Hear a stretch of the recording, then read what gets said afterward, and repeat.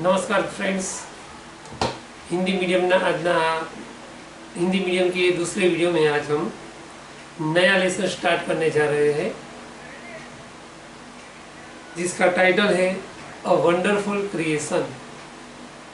Wonderful शब्द का तो पता आपको है ही कि वंडरफुल मतलब अद्भुत, विस्मयकारी, और क्रिएशन मतलब सर्जन। तो पहले तो मैं इस जो पूरी लेसन की वो आपको शॉर्ट में समरी यानी कि सारांश जैसा बता देता हूँ कि क्या स्टोरी है इस लेसन में, और बाद में हम आज लेसन स्टार्ट करेंगे। तो सारांश का सोचने जाए तो इसमें एक काल्पनिक जो प्रसंग है उसका वर्णन किया गया है। दो मेन कैरेक्टर है लेसन के।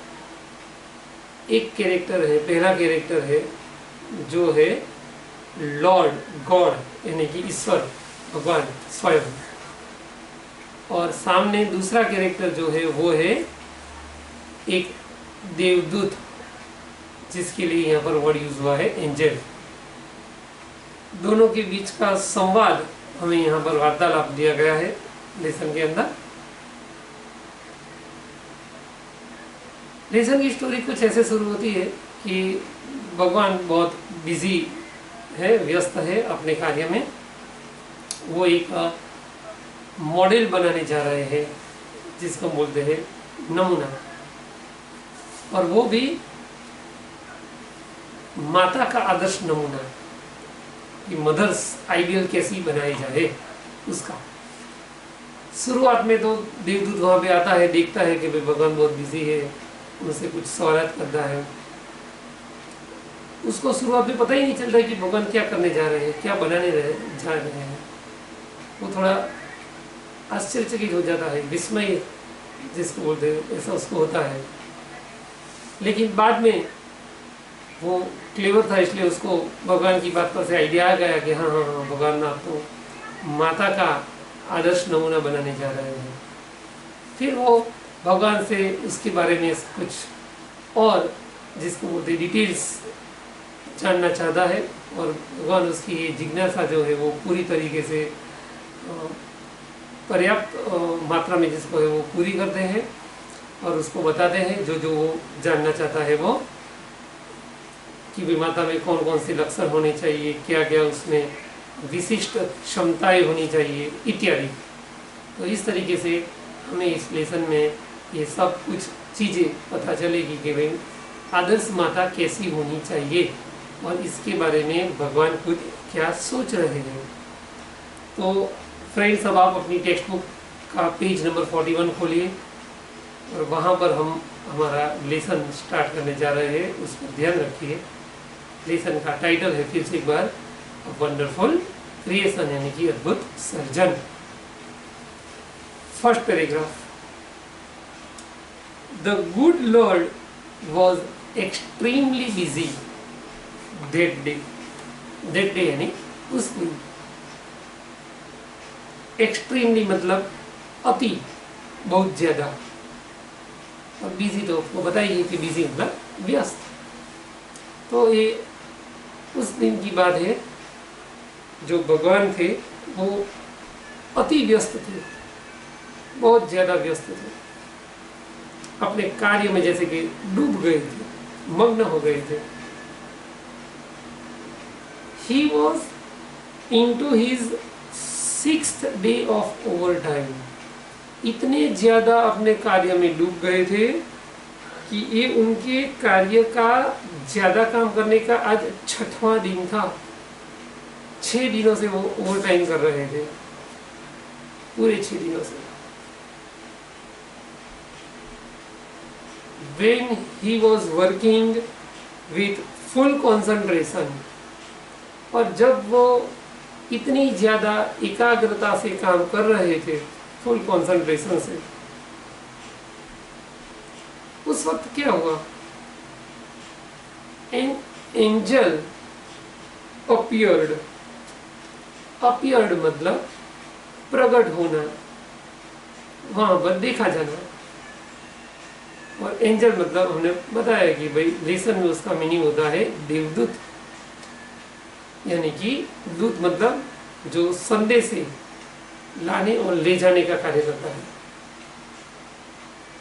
तो देवदूत था, वो बोला, वहां पर अचानक प्रकट हुआ, वहां पर देखा गया, एंड कमेंटेड, और आके उन्होंने, देवदूत ने सीधा, भगवान जो इतना व्यस्त होकर काम कर रहे थे उस पर अपनी कमेंट की, अपनी थोड़ी सी, जिसको बोलते हैं टीका, टिप्पणी की। क्या किया उसने, क्या कहा, तो वो बोला, you are taking so much care for creating this creature. कुछ हार्ड वर्ड है, हमें पहले उसके मीनिंग देखने होंगे। एक तो क्रिएटिंग मतलब सर्जन करना, और क्रीचर मतलब प्राणी, जानवर। क्या बात है भगवान कि आप कुछ ज्यादा ही ध्यान लेके बैठ गए हो, इस प्राणी का आप जो सर्जन कर रहे हो उसमें आप थोड़ा सा ज्यादा उसके ध्यान ज्यादा रख रहे हो, ऐसा क्यों? भगवान बोले, that's true said the Lord. हाँ, बात तुम्हारी सही है, मैं कुछ ज्यादा ही ध्यान दे रहा हूँ। Do you want to know the details?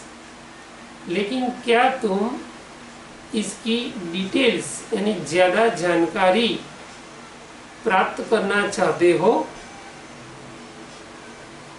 कि नहीं? What are they? कौन सी जानकारी भगवान जरा बताए तो मुझे जानना तो है कि भाई आप बनाने जा रहे हो तो क्या बनाने जा रहे हो। The angel was curious. ये प्रश्न पूछते वक्त ऐसा लगा कि जैसे देवदूत थोड़ा सा क्यूरियस यानी जिज्ञासु हो चुका है, आतुर बन चुका है, उत्सुक है जानने के लिए भगवान के पास से कि भाई कौन कौन सी डिटेल्स यानी कि इतनी, जिसको बोलते हैं विगत जानकारी, जिसमें भगवान रखना चाहते हो, ऐसी बाबतें कौन सी है। तो सामने का बड़ा पैराग्राफ हमें देखना है। भगवान ने उसको डिटेल्स बताई कि भाई देखो मैं बनाने जा रहा हूँ मॉडल, उसकी इतने इतने मेन पॉइंट्स है जो तुम्हें ध्यान में रखने हैं। पहला तो उन्होंने बोला ऑल हर पार्ट्स। एक तो भगवान हर शब्द का प्रयोग करते हैं। इस पर से हमें भी पता चलता है कि भाई जो एक मॉडल भगवान बनाने जा रहे थे वो एक नारी का था, स्त्री का था, क्योंकि हर यूज हुआ। All her parts should be movable and replaceable too. पहले तो भगवान ने बताया कि भाई देखो इसके शरीर के सब जो पार्ट्स है वो मूवेबल होने चाहिए, यानी कि हलन चलन कर सके ऐसे होने चाहिए। इन रिप्लेसेबल टू, यानी कि उसको चेंज किया जा सके, उसको बदला जा सके ऐसे होने चाहिए, ताकि दवाइयाँ लेने की या तो उसको रिपेयरिंग करने की आवश्यकता ही न हो। जब भी कोई पार्ट में कोई प्रॉब्लम डिफेक्ट खड़ा हो तो डायरेक्ट उसको रिप्लेस कर देने का। जैसे कि लेग में कुछ प्रॉब्लम है, पेन हो रहा है या तो कुछ हर्ट हुआ है, तो सर्जरी वर्जरी कुछ नहीं कराने की, दवाइयाँ भी नहीं देने की, सीधा नया पैर लाके वो पुराने पैर को निकाल देने का। तो इस तरीके से भगवान ने सोच के रखा था कि भाई ये जो नई माता में बनाने जा रहा हो, आधुनिक माता, उसके शरीर के सभी में बॉडी पार्ट्स ऐसे बनाओ ताकि वो रिप्लेस हो सके, यानी कि उसको बदला जा सके अच्छे अंगों के साथ। फिर भगवान आगे बोले, she has a lap that disappears when she stands up. तो हार्ड वर्ड्स पहले देखिए। लैप मतलब गोदी, माता की जो गोद होती है वो।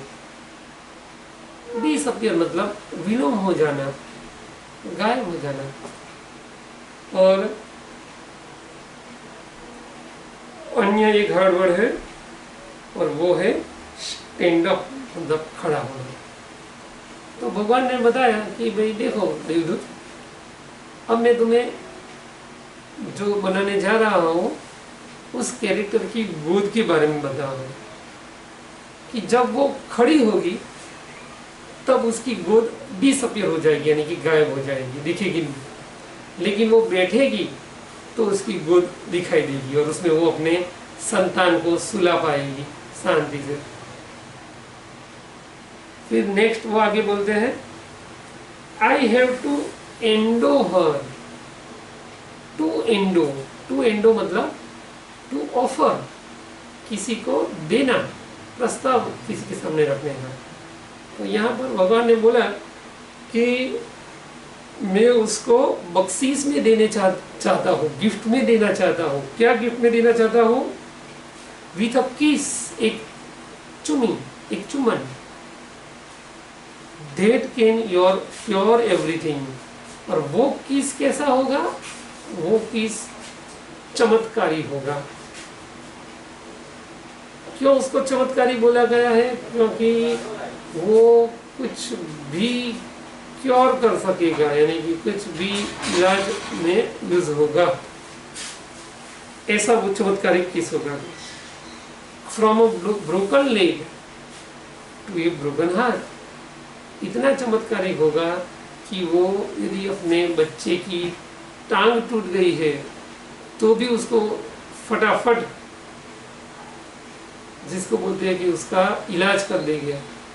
और दूसरा, यदि टांग वांग नहीं टूटी है और केवल उसको मानसिक, या तो जिसको बोलते हैं कि हृदय से कुछ फॉल्ट होगा उसका, या तो उसका हृदय टूट गया होगा कहीं पर, तो वो उसको भी जोड़ने का कार्य करेगा। तो इस तरीके से जो किस है वो बड़ा ही चमत्कारिक वस्तु है। फिर माता के देवदूत को आगे बोलते हुए भगवान ने कहा, मोर ओवर यानी सविशेष, ज्यादातर। She has to have 6 pairs of hands। और एक बात मैं ज्यादातर तुम्हें बताऊं तो इस माता के 6 जोड़ी हाथ होने चाहिए। हैज टू है। और फिर वो आगे बताते हैं भगवान कि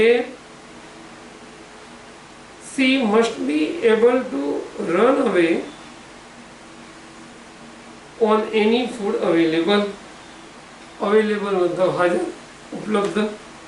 तो भगवान बोलते हैं कि भाई माता ऐसी होगी कि वो किसी भी उसको खुराक दिया जाएगा, रसोई का सामान, तो वो उस पर क्या करेगी, अपने घर को ठीक से चलाने के लिए वो सक्षम होगी। ऐसा नहीं कि उसको परफेक्ट इस तरीके का डाइट यानी आहार देना होगा, या तो फिर उसको बाहर का खाना खाना है हफ्ते में 1-2 बार, ऐसा कुछ नहीं।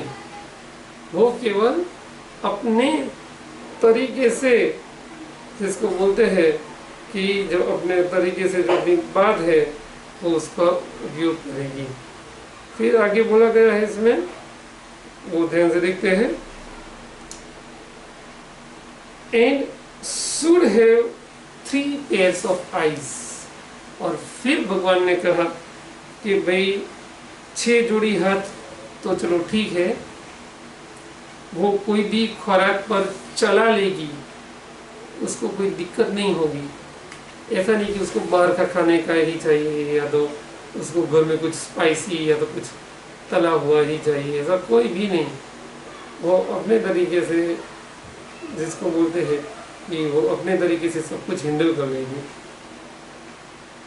और लास्ट में बोला है कि उसके जो है, जिसको बोलते हैं कि स्पेशल विशिष्ट बाबत है, उसकी वजह से वो कोई भी प्रॉब्लम सॉल्व भी कर सकेगी। और भगवान ने दूसरा भी एक सोचा था कि 6 जोड़ी हाथ के साथ उसको 3 जोड़ी आंखें प्रदान की जाए, ताकि वो आंखों की वजह से कुछ भी देख सके। अब आंखों का क्या कार्य था, और वो हम अगले हमारे लेक्चर में देखेंगे। आज का हमारा यहाँ पर जो वीडियो लेक्चर है वो कंप्लीट होता है। ओके।